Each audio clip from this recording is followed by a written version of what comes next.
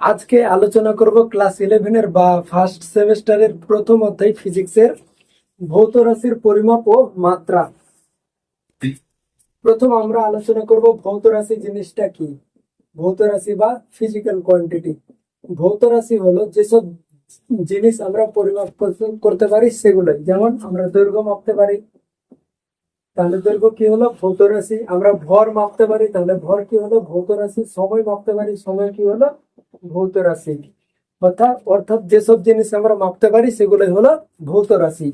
উদাহরণ হিসেবে আমি যদি ধরে নিই এই মার্কারটার দৈর্ঘ্য ধরে নিলাম আমি 10 সেন্টিমিটার, তাহলে এটা কি হয়ে গেল ভৌত রাশি, কারণ এর দৈর্ঘ্যটা আমরা মাপতে পেরেছি।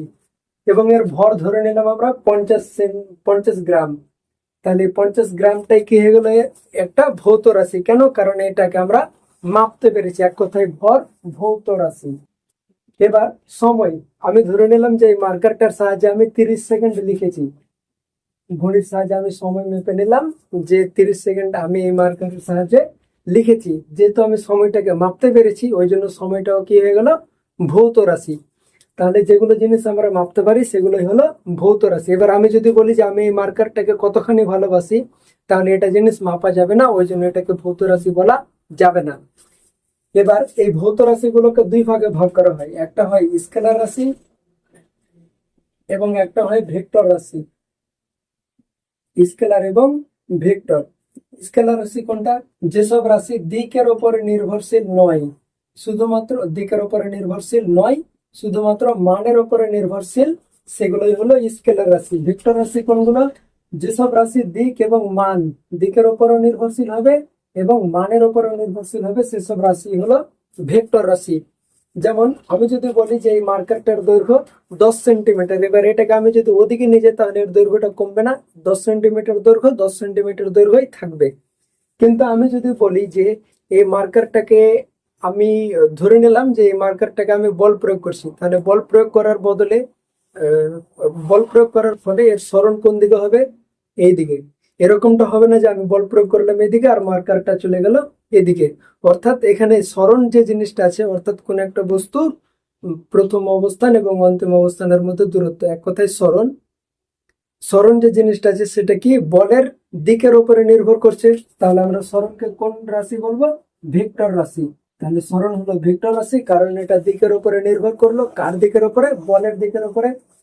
এবং দৈর্ঘ্য এটা দিকের উপরে নির্ভর করছে না, ওই জন্য এটাকে আমরা বলবো স্কেলার রাশি। এরকম আরো অনেকগুলো একক আছে, তো এগুলো শুধুমাত্র বেসিক ধারণা আনার জন্য ক্লাস 11 অনুযায়ী, বাকি এগুলোর ধারণা ক্লাস 9 আছে। এবার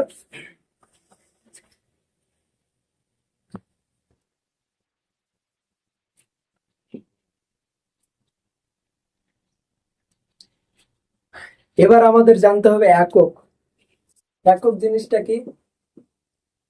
যখন আমি কোন একটা ভৌত রাশির পরিমাপ করেছি তখন কি আমি একটা নির্দিষ্ট একটা শব্দ লাগিয়েছি, দৈর্ঘ্যের ক্ষেত্রে সেন্টিমিটার, ভরের ক্ষেত্রে গ্রাম, সময়ের ক্ষেত্রে সেকেন্ড। এই যে শব্দগুলো লাগিয়েছি এই শব্দগুলোকে বলা হয় একক। এই শব্দগুলোকে বলা হয় একক। অর্থাৎ কোন একটা ভৌত রাশির পরিমাপকে সুনির্দিষ্ট করার জন্য এবং সেটার সঠিক অনুমান দেওয়ার জন্য যে শব্দ ব্যবহার করা হয় সেটাই হলো একক। কারণ আমি যদি বলতাম যে এই মার্কারটার দৈর্ঘ্য 10, তাহলে কি 10 ফিট না 10 হাত কিছু নির্দিষ্ট ভাবে বোঝাতো না। কিন্তু যখন আমি উল্লেখ করে দিচ্ছি যে 10 সেন্টিমিটার, তখন কি একটা সঠিক অনুমান চলে এসেছে যে এর মার্কারটার দৈর্ঘ্য কতখানি হতে পারে। তাহলে এক কথায় এই ভৌত রাশির পরিমাপের জন্য কিছু শব্দ ব্যবহার করা হয় যেগুলোকে বলা হয় একক। আরো আমরা ডিটেলসে যাব। তো এখনকার মতো এই একককে দুই ভাগে ভাগ করা হয়, একটা হলো মৌলিক একক এবং একটাকে বলা হয় লব্ধ একক। মৌলিক একক কি? মৌলিক একক হলো যেসব এককগুলো অন্য কোনো এককের উপর নির্ভরশীল নয়। যেমন আমি যদি কোনো একটা ঘরের দৈর্ঘ্য মাপি, তাহলে শুধুমাত্র ফিতে নিয়ে দৈর্ঘ্যটা মেপে নিলেই হয়ে গেল। তাহলে দৈর্ঘ্য যেহেতু অন্য কোনো এককের উপরে নির্ভর করে না, ওই জন্য দৈর্ঘ্যের একক হবে মৌলিক একক। কিন্তু আমি যদি কোনো একটা ঘরের ক্ষেত্রফল মাপি, এরিয়াটা, তাহলে কিসের কিসের উপরে নির্ভর করতে হবে? আমাকে দৈর্ঘ্য এবং প্রস্থের উপরে। কারণ আমরা জানি ক্ষেত্রফল সমান সমান দৈর্ঘ্য ইন্টু প্রস্থ, অর্থাৎ ক্ষেত্রফলের যদি আমরা একক বার করি তাহলে এই এককটা দৈর্ঘ্যের এককের উপরে এবং প্রস্থফলের এককের উপরে নির্ভর থাকছে, ওই জন্য ক্ষেত্রফলের যে এককটা হবে সেটা হবে লব্ধি একক। এরকম এবারে মৌলিক একক টোটাল 7টা আছে এবং লব্ধ একক শুধুমাত্র ক্ষেত্রফল ছাড়াও আরো অনেকগুলো আছে। শুধু এক ধারণা দেওয়ার জন্য বললাম যে যেসব একক অন্য এককের উপরে নির্ভরশীল হয়, যেমন ক্ষেত্রফল। আয়তনের একক লব্ধ একক হবে, কারণ আয়তনের একক দৈর্ঘ্য, প্রস্থ এবং উচ্চতার এককের উপরে নির্ভর করে। এবং বেগ, বেগ সমান সমান কি, বেগ সমান সমান 9-এ আমরা পড়েছিলাম, বেগ সমান সমান সরণ বাই সময়, অর্থাৎ সময়ের সাপেক্ষে সরণের হারকে বেগ বলে। অর্থাৎ আমরা যদি বেগের একক বার করি তাহলে আমাদের সরণের এককের উপরে এবং সময়ের এককের উপরে নির্ভর করতে হবে, ওই জন্য বেগের এককটা কি হয়ে যাবে, লব্ধ একক। এবার আমরা যদি ভর মাপি, কোন একটা বস্তুর ভর বা কোন একটা মানুষের ভর, তাহলে কি আমাকে শুধুমাত্র তার ভরটা মাপলেই হয়ে গেল? তাহলে যে ভরটা পাবো আমরা সেটা কি হবে, মৌলিক একক। এবং সময় যদি মাপি তাহলে সময়টাও অন্য কোনো রাশির উপর, অন্য কোনো এককের উপরে নির্ভর করবে না, তাহলে সেটাও পেয়ে যাবে মৌলিক একক। কিন্তু আমি যদি ঘনত্ব মাপি, ঘনত্ব ঘনত্ব সমান সমান কি, ভর বাই আয়তন। অর্থাৎ ঘনত্বের যদি আমরা একক বার করি তাহলে আমাদের ভরের উপরে নির্ভর থাকতে হবে আর আয়তনের উপরে নির্ভর থাকতে হবে, বা আয়তনের এককের উপরে নির্ভর করতে হবে। তাহলে ঘনত্বের যে এককটা হবে সেটা যেহেতু অন্য রাশিগুলোর এককের উপরে নির্ভরশীল, ওই জন্য ঘনত্ব হয়ে যাবে লব্ধ একক, ঘনত্বের একক হয়ে যাবে লব্ধ একক। এবার আমরা আলোচনা করব মাত্রা। মাত্রা, মাত্রা কি জিনিস সেটা নেই, মাত্রা বা ডাইমেনশন। প্রথম আমরা আলোচনা করলাম ভৌত রাশি, সেখানে দেখলাম যে দৈর্ঘ্য, ভর, সময় এগুলো কি হলো, ভৌত রাশি। তারপর আলোচনা করলাম একক, একক কি, রাশিগুলোকে নির্দিষ্ট করার জন্য যে শব্দগুলো ব্যবহার করা হয়। এবার জানবো আমরা মাত্রা কি জিনিস। যদি আমি দৈর্ঘ্য এর বদলে আমি যদি দৈর্ঘ্যের ইংরেজি লেন্থ এর প্রথম অক্ষর এল দিয়ে লিখি, দৈর্ঘ্যের ইংরেজি লেন্থ, এবং এই লেন্থ অর্থাৎ দৈর্ঘ্যকে আমি যদি এল দিয়ে লিখি শর্টকাটে, যেমন আমরা হাইড্রোজেনকে এইচ দিয়ে লিখি, অক্সিজেনকে ও দিয়ে লিখি, কার্বনকে সি দিয়ে লিখি, লিথিয়ামকে এল আই দিয়ে লিখি, ওরকমই দৈর্ঘ্যকে আমরা যদি এল দিয়ে লিখি। আর ভরের ইংরেজি হলো ম্যাস, এবং এর প্রথম অক্ষর এটাকে যদি আমরা এম দিয়ে লিখি, এবং সময় এর ইংরেজি হলো টাইম, এটাকে যদি আমরা টি দিয়ে লিখি, অর্থাৎ যেমন আমরা কেমিস্ট্রিতে অক্সিজেনের বদলে ও লিখছিলাম শুধু, হাইড্রোজেনের বদলে এইচ, ওরকমই আমরা যদি দৈর্ঘ্যের বদলে এল, ভরের বদলে এম আর সময়ের বদলে টি লিখি, তাহলে এই যে অক্ষরগুলো আমি ব্যবহার করেছি, অ্যালফাবেটগুলো ব্যবহার করেছি, সেই অ্যালফাবেটগুলোকে বলা হবে মাত্রা। এবং মাত্রা লেখার নিয়ম হলো এগুলোকে যখন লিখবো তখন এগুলোকে থার্ড ব্র্যাকেটের মধ্যে আমি বন্ধ করে রাখবো। এক কথায় মাত্রা হলো চিহ্নের সাহায্যে কোন একটা রাশিকে প্রকাশ করা। আমরা এল এর সাহায্যে দৈর্ঘ্যকে প্রকাশ করলাম, কারণ দৈর্ঘ্যের ইংরেজি লেন্থ আর এর লেন্থের প্রথম অক্ষর এল। এবার আমরা কিছু রাশি এর মাত্রা বের করা শিখব।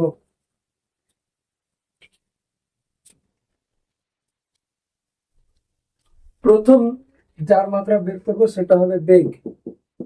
বেগ 9 ক্লাসে আমরা পড়েছিলাম, বেগ মানে সরণ বাই সময়, অর্থাৎ সময়ের সাপেক্ষে সরণের হারকে বেগ বলে। এবার বেগের যদি আমি মাত্রা বার করতে চাই তাহলে এর মাত্রাটা সরণের উপরে নির্ভরশীল আর সময়ের উপরে নির্ভরশীল। সরণ জিনিসটা কি? সরণ জিনিসটা হলো কোনো বস্তুর প্রাথমিক অবস্থান এবং অন্তিম অবস্থানের মধ্যে একটা সরল রৈখিক দূরত্ব। আর দূরত্বটাকে দূরত্ব যেহেতু একটা দৈর্ঘ্য, আর দৈর্ঘ্যকে আমরা কি দিয়ে লিখবো, এল দিয়ে, কারণ দৈর্ঘ্যের ইংরেজি লেন্থ যার প্রথম অক্ষর এল, ওই জন্য সরণের মাত্রা কি হবে, এল। এবং সময়ের ইংরেজি টাইম, তাহলে এটাকে আমরা কি দিয়ে লিখবো, টি। এবার টি এর ওপরে কিছু নাই মানে এক আছে, টি এর পাওয়ারে কিছু নাই মানে এক আছে, আর একের সামনে কিছু নাই মানে প্লাস আছে। এবার এই এল টি, এই টিটা নিচে আছে, এটাকে যদি আমরা ওপরে নিয়ে যাই তাহলে টি এর বদলে, টিটাকে ওপরে নিয়ে যাওয়ার বদলে +1টা হয়ে যাবে -1, অর্থাৎ বেগের মাত্রা কি হবে, এল ইন্টু টি টু দি পাওয়ার -1 বা টি ইনভার্স। এবং এটাকে থার্ড ব্র্যাকেটের মধ্যে লিখে দেওয়া হয়। যখনই আমরা মাত্রা লিখবো তখনই সেগুলোকে অবশ্যই থার্ড ব্র্যাকেটের মধ্যে লিখে রাখবো। তাহলে বেগের মাত্রা সমান সমান কত হলো, L into T to the power minus one. এটাকে আমরা এক কোণাতে লিখে রাখছি। বেগ সমান সমান M into L to the sorry L into T to the power minus one. এবার মাত্রা লেখার নিয়ম হলো আমাকে সবসময় এম এল টি এই তিনটা অক্ষর বা এই তিনটা রাশি আমাকে রাখতেই হবে। এবার এখানে যেহেতু এম নাই ওই জন্য আমি এখানে ধরে নেবো যে এম জিরো, কারণ এম জিরো কোন একটা সংখ্যার পাওয়ারে জিরো আছে মানে তার মান এক, এবং এক যে কোনো সংখ্যার সঙ্গে যদি গুণ হয় তাহলে সেই সংখ্যাটাই উত্তর হয়। তাহলে আমরা বেগের মাত্রা কি পেলাম? M zero L T inverse.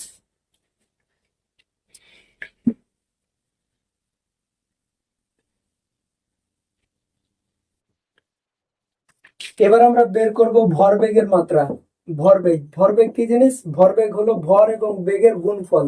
ভর এবং বেগের গুণফল, অর্থাৎ যদি আমরা ভরবেগের মাত্রা বের করি তাহলে ভরের মাত্রা এবং বেগের মাত্রা এই দুটার মাত্রাকে কি করতে হবে? গুণ। ভরের মাত্রা কি?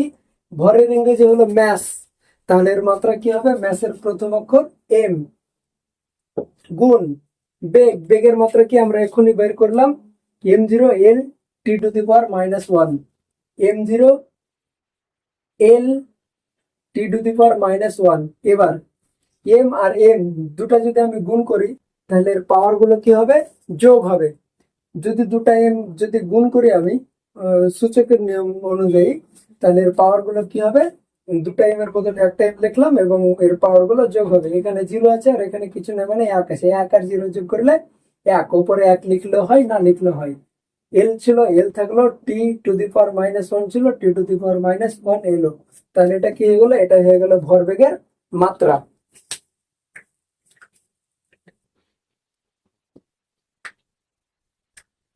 এবার আমরা বের করব গতিশক্তির মাত্রা, গতিশক্তি বা কাইনেটিক এনার্জি, গতিশক্তির মাত্রা। তাহলে গতিশক্তি সমান সমান কি? Half M V square. 9 ক্লাসে ছিল, যদি না থাকে তাহলে এই 11 ক্লাসও আছে, কিন্তু সেটা পরে আসে, তখন পরে সেটা আমরা ডিটেলসে পড়ে নেবো যে কেন এটা এরকম সমীকরণ আসে। শুধু এখনকার মতো গতিশক্তি সমান সমান হাফ এম ভি স্কোয়ার। এবার হাফ, এটা যেহেতু একটা সংখ্যা অর্থাৎ ধ্রুবক, ওই জন্য এর কোনো মাত্রা থাকবে না, কিন্তু এখানে এম আছে। এম মানে কি? ম্যাস, ম্যাসের প্রথম অক্ষর এম। ভি, ভি মানে কি? বেগ, গতিবেগ। বেগের মাত্রা আমরা বার করলাম কত? L T to the power minus one. এবার এখানে ভি এর স্কোয়ার আছে, তাহলে এর মাত্রাটা তো আমি কি দিয়ে দেবো? স্কোয়ার দিয়ে দেবো। তাহলে এম থাকলো এল, এই ব্র্যাকেটের পুরোটার স্কোয়ার, মানে এখানে এল এর ওপরও স্কোয়ার আছে, আবার টি স্কোয়ার, টি এর স্কোয়ার আছে, আবার টি এর উপরে মাইনাস ওয়ান আছে। পাওয়ার আর পাওয়ারের সবসময় যদি পাওয়ারের উপরে পাওয়ার থাকে তাহলে গুণ হয়। এক আর দুই গুণ করলে দুই একে দুই, তাহলে এটাই হয়ে গেল আমাদের গতিশক্তির মাত্রা, M L square into T to the power minus two.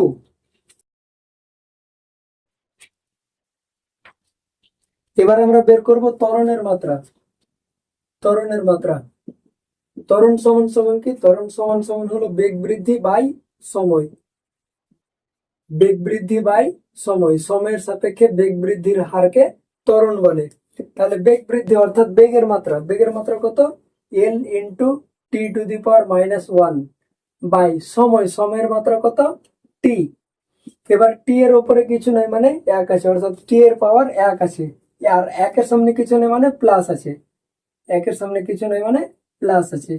এবার এল টি মাইনাস ওয়ান, এবার এই প্লাস ওয়ানটা যখন ওপরে যাবে তখন আবার মাইনাস ওয়ান হয়ে যাবে, আর ওপর থেকে যেহেতু একটা মাইনাস ওয়ান আছে তাহলে আর একটা মাইনাস ওয়ান হয়ে আর একটা মাইনাস ওয়ান যদি চলে যায় তাহলে টোটাল দুটা মাইনাস হয়ে যাবে, টি দুটা মাইনাস।